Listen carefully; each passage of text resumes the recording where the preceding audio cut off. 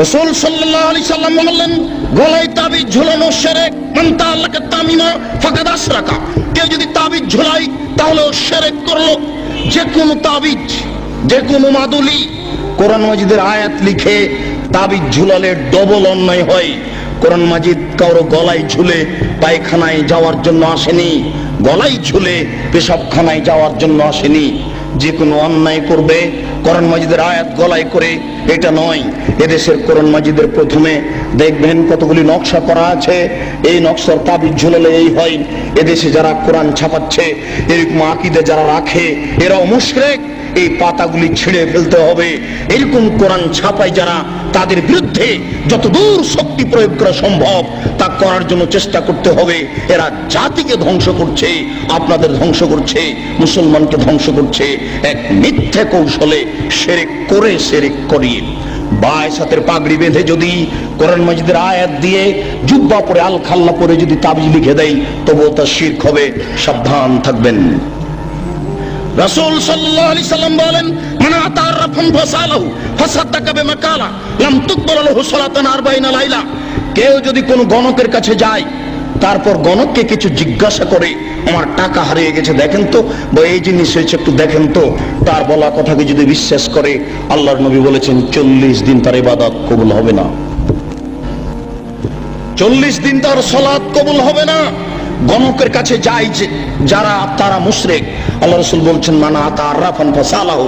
কেউ যদি গণকের কাছে আসে, এরকম লোকের কাছে আসে, ভাগ্য পরীক্ষা করে, তার হারিয়ে যাওয়া জিনিসকে জানতে চায়, তাহলে ও কোরআন মাজিদকে অস্বীকার করলো, মুহাম্মদ সাল্লাল্লাহু আলাইহি সাল্লামকে নাকচ করে দিল, ও যেন নবীকে অস্বীকার করলো, কোরআন মাজিদকে অস্বীকার করলো। মহা পাপী, বড় পাপী যারা এরকম করে, যারা গণকের কাছে যায়, তারা বড় মুশরিক। সাবধান থাকতে হবে। রাসূল সাল্লাল্লাহু আলাইহি সাল্লাম বললেন, মান হালাফা লিগাইরিল্লাহ ফাকাদ আশরাকা। কেউ যদি আল্লাহ ব্যতীত অন্যের নামে কসম খায়, তাহলে শিরক করলো। কেউ যদি আল্লাহ ব্যতীত অন্যের নামে কসম খায়, তাহলে শিরক করলো।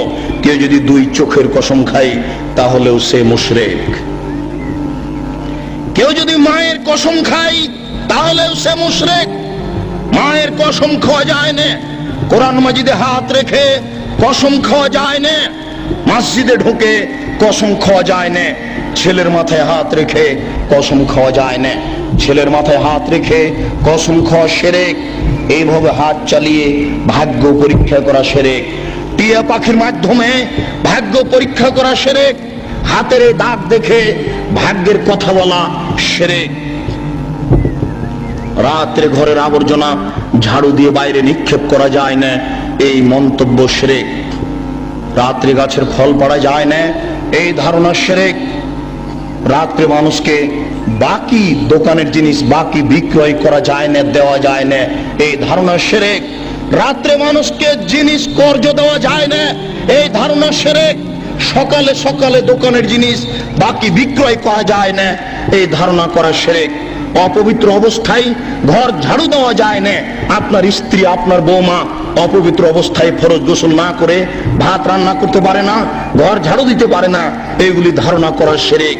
আপনার স্ত্রী, আপনার বৌমা অপবিত্র অবস্থায় ফরজ গোসল না করে সব কিছু করতে পারে, ঘর ঝাড়ু দিতে পারে, ভাত রান্না করতে পারে, ভাতের পাতিল থেকে ভাত বের করতে পারে, মানুষকে খাবার দিতে পারে, পারে না নামাজ পড়তে, সালাত আদায় করতে, পারে না কোরআন তেলাওয়াত করতে, এ ব্যতীত যা কাজ আছে সবকিছুই করতে পারে।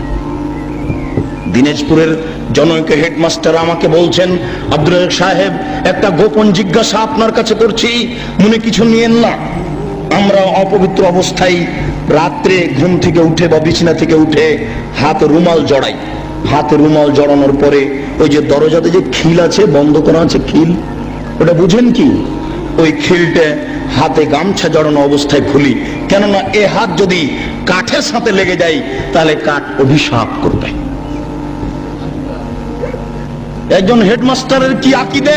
তারপরে বললেন, এই যে বাড়ির বাহির পর্যন্ত, স্যান্ডেল পর্যন্ত চকি থেকে নিয়ে এখানে চটছালা বিছিয়ে রেখেছি, অপবিত্র অবস্থায় যদি পা মাটিতে রেখে দিই তাহলে মাটি অভিশাপ করবে, এই জন্য বিছানা থেকে স্যান্ডেল পর্যন্ত চটছালা বিছিয়ে রেখেছি, চটছালার উপর দিয়ে গিয়ে স্যান্ডেল পরবো।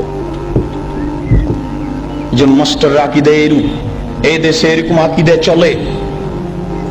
গরুকে লাথি মারা যায় না, এই ধারণা শিরক। ধানের উপর দিয়ে জুতা পায়ে দিয়ে হাঁটা যায় না, এই ধারণা শিরক। হাত থেকে গ্লাস পড়ে গেলে কুটুম্ব আসতে পারে, এই ধারণা শিরক।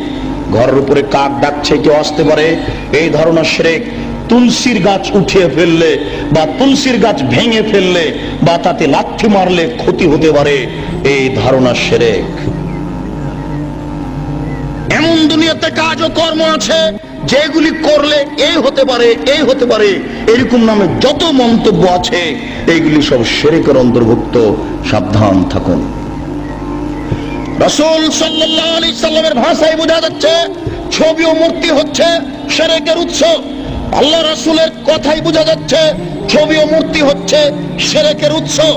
আলী রাদিয়াল্লাহু তাআলা আনহু বলেন, রাসূল সাল্লাল্লাহু আলাইহি সাল্লাম এক বৈঠকে বললেন, আলী লা তাদু তিমসালান ইল্লা তামাসতাহু ওয়ালা কাবরান মুশরিফান ইল্লা শাওয়াইতাহু। আলী তুমি ছাড়বে না কোনো উঁচু কবর, সবকে ভেঙে সামান করে দাও। আলী তুমি ছাড়বে না কোনো ছবি মূর্তি, সবকে ভেঙে খান খান করে দাও, চৌচির করে দাও। বাড়িতে যে নেতা নেত্রীর ছবি ঝুলে রেখেছেন, এরকম ছবিকে সম্মান করা শিরক। পিতামাতার যে ছবি আপনি বাড়িতে ঝুলে রেখেছেন, এরকম ছবিকে সম্মান করা শিরক, ছবিকে মূল্যায়ন করা শিরক। আপনার ছেলে মেয়ের পাসপোর্ট সাইজের ছবি রেখে, আপনার ছেলে মেয়ের লেখাপড়ার জন্য, পরীক্ষা দেওয়ার জন্য পাসপোর্ট সাইজের ছবি রেখে বাড়িতে যত ছবি আছে অ্যালবামের সমস্ত ছবির মুখের উপরে লাথি মেরে সবকে ছিঁড়ে চৌচির করে দিতে হবে, পানিতে আগুনে পুড়িয়ে দিতে হবে, পানিতে ফেলে দিতে হবে। একে মূল্যায়ন করা যাবে না। 1971 সাল থেকে নিয়ে আজ পর্যন্ত এদেশের মাটিতে যত মূর্তি তৈরি করা হয়েছে সমস্ত মূর্তিকে ভেঙে খান খান করে দিতে হবে, চৌচির করতে হবে। আপনি না পারলে আপনার ছেলে করবে, আপনার ছেলে না পারলে তার ছেলে করবে। কেউ যদি ভাঙতে না পারে, তাহলে যেদিন ঈসা আলাইহিস সালাম আসবেন সেদিন এদেশের ছবি মূর্তিকে লাথি মেরে ভেঙে চৌচির করে দিবেন। সেদিন কোনো মায়ের বেটা ঠেকাতে পারবে না। কেন? আল্লাহ রাসূল বলেছেন, ইয়াদখুলুল ইসলাম ফি কুল্লি বাইতি মাতারিন ওয়া বারিন ওয়া ইজ্জি আজিজিন ওয়া জুল্লি জালালিন। প্রত্যেক ইটের বাড়িতে ইসলাম প্রবেশ করবে, প্রত্যেক খড়ের বাড়িতে ইসলাম প্রবেশ করবে, শহরের বাড়িতে ইসলাম প্রবেশ করবে, গ্রামের বাড়িতে ইসলাম প্রবেশ করবে। সম্মান সহকারে, না অপমান সহকারে সবাই যদি ইসলাম মেনে নেয় তাহলে মর্যাদার হানি হবে না।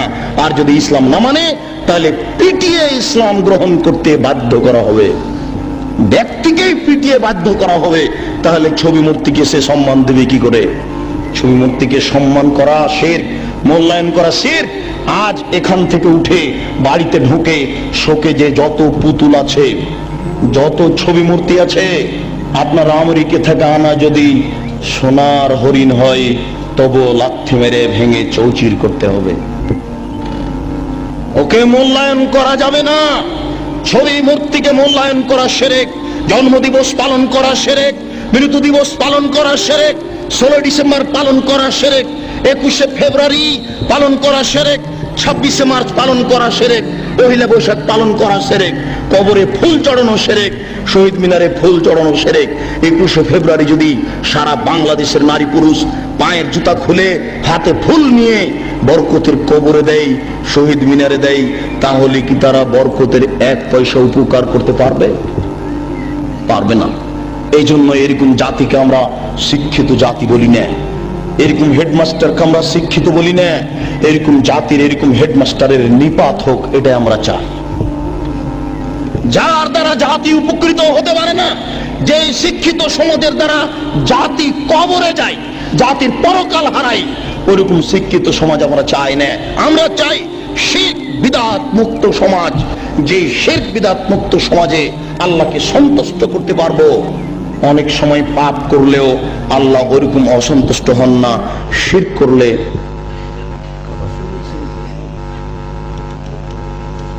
কাবা শরীফে যদি শিরক থাকে তবুও শিরক, কাবা শরীফে যদি ছবি থাকে তবুও শিরক। পৃথিবীর যেখানেই ছবি থাক না কেন অবশ্যই তা শিরক। যেখানেই থাক না কেন, কাবা শরীফের ছবি মূর্তি ছিল, অনেক মূর্তি ছিল সেখানে। হবল নামে একটা মূর্তি ছিল কাবা শরীফের ঘরের পাশে, হবল, সেটাই বেশি মূল্যায়ন কর। সেই হবল মূর্তির পাশে ছিল একটা পাতিল, সেই পাতিলে ছিল 3টা খড়ি, অর্ধ হাত হোক আর 1 হাত হোক 3টা খড়ি ছিল।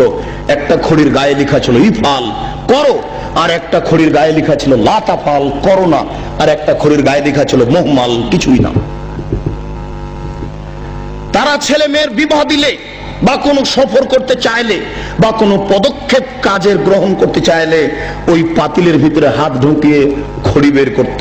যদি ওই খড়ি বের হয়েছে যাতে লেখা আছে ইফাল করো, তার মানে হবল মূর্তি বলে দিল এ আল্লাহ নকল আল্লাহ নাউজুবিল্লাহ বলে দিল যে তোমরা কাজ করো। আল্লাহ বলে দিল করতে, এখন তারা করবে নাউজুবিল্লাহ। যদি ওই খড়ি বের হয় যাতে লেখা আছে লা তাফাল করো না, এখন ওদের নকল আল্লাহ বলে দিল যে এই কাজ করতে হবে না, মেয়ের বিবাহ দিতে হবে না, তা তারা করবে না। তারা যুদ্ধের মাঠে জয়ী হলে বলতো উল হোবাল, উল হোবাল, এ হোবাল তুমি সম্মানী, তুমি জয়ী, তোমাকে আমরা মূল্যায়ন করি।